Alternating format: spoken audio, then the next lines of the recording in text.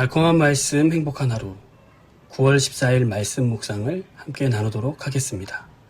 오늘 본문은 열왕기상 6장 1절로 13절 말씀입니다. 이스라엘 자손이 애굽 땅에서 나온 지 480년이요 솔로몬이 이스라엘 왕이 된 지 4년 12월 곧 둘째 달에 솔로몬이 여호와를 위하여 성전 건축하기를 시작하였더라.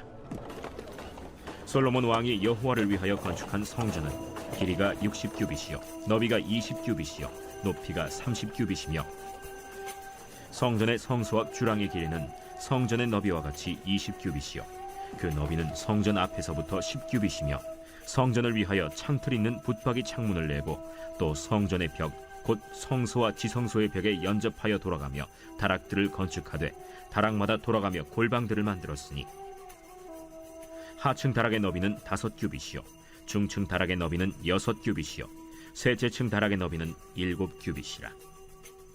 성전의 벽 바깥으로 돌아가며 턱을 내어 골방 들보들로 성전의 벽에 박히지 아니하게 하였으며 이 성전은 건축할 때에 돌을 그 뜨는 곳에서 다듬고 가져다가 건축하였으므로 건축하는 동안에 성전 속에서는 방망이나 도끼나 모든 철 현장 소리가 들리지 아니하였으며 중층 골방의 문은 성전 오른쪽에 있는데 나사 모양 층계로 말미암아 하층에서 중층에 오르고 중층에서 셋째 층에 오르게 하였더라. 성전의 건축을 마치니라. 그 성전은 백향목 석가래와 널판으로 덮었고 또 온 성전으로 돌아가며 높이가 5규빗 되는 다락방을 건축하되 백향목 들보로 성전에 연접하게 하였더라. 여호와의 말씀이 솔로몬에게 임하여 이르시되 내가 지금 이 성전을 건축하니 네가 만일 내 법도를 따르며 내 율례를 행하며 내 모든 계명을 지켜 그대로 행하면 내가 네 아버지 다윗에게 한 말을 네게 확실히 이룰 것이요 내가 또한 이스라엘 자손 가운데에 거하며 내 백성 이스라엘을 버리지 아니하리라. 아멘. 오늘 본문 1절에 보시면 출애굽 이후 480년 솔로몬이 왕이 된 지 4년 드디어 성전 건축이 시작됩니다. 출애굽을 기준으로 성전을 건축한 해를 센 것은 하나님께서 성전을 출애굽 당시 모세에게 하신 약속의 성취로 나타내기 위함입니다. 또한 이곳 저곳 떠돌아 옮겨다니며 드렸던 예배가 아니라 영구적 예배의 중심지가 바로 하나님이 이스라엘에게 약속의 땅을 주었다는 또 하나의 증거임을 상기시켜 줍니다. 솔로몬 성전은 성막 구조와 동일하게 지성소와 성소로 나누어져 있습니다. 이 성전이 하나님의 임재를 상징하던 성막의 기능을 그대로 이어받았음을 의미합니다. 그러니까 이 나라는 하나님이 다스리는 그런 나라다, 신정국가다 라는 의미이기도 합니다. 성전의 외형은 이렇습니다. 성전의 길이가 27m, 폭은 9m, 높이는 13.5m였습니다. 강서침례교회 지하 예배당을 기준으로 보면 강서교회보다 길이는 한 5m 정도 더 길고요. 폭은 4m 정도가 좀 짧습니다. 강서교회가 다락을 포함해서 4층 정도니까 한 3m 정도가 더 높습니다.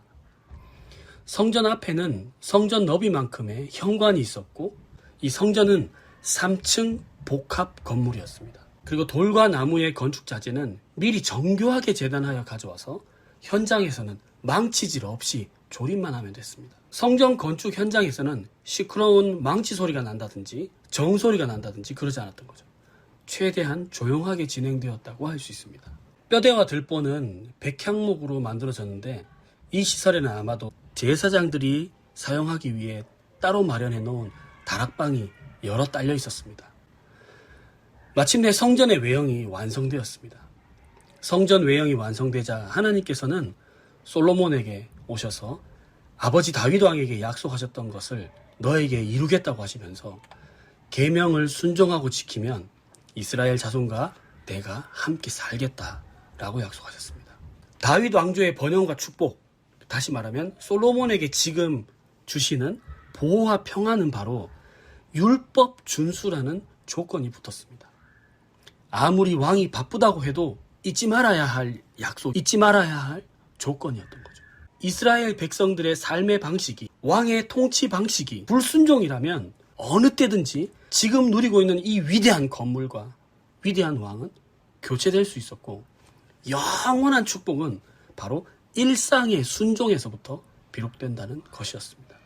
사랑하는 강서 공동체 여러분, 성전의 외형이 완성된 시점에서 하나님께서는 이 성전이 가지고 있는 의미를 솔로몬에게 상기시켜 주십니다. 성전이라는 건물 그 자체가 어떤 신비한 능력이 있다거나 아니면 백성을 지켜주는 것이 아닙니다. 오직 살아계신 하나님이 그의 백성과 맺은 언약에 따라 백성을 인도해 주시고 지켜주시는 것입니다. 출애굽 시대의 성막 때처럼 성전 시대에도 이 모든 축복은 하나님의 말씀을 듣고 순종하는 믿음의 여부에 달려 있었습니다.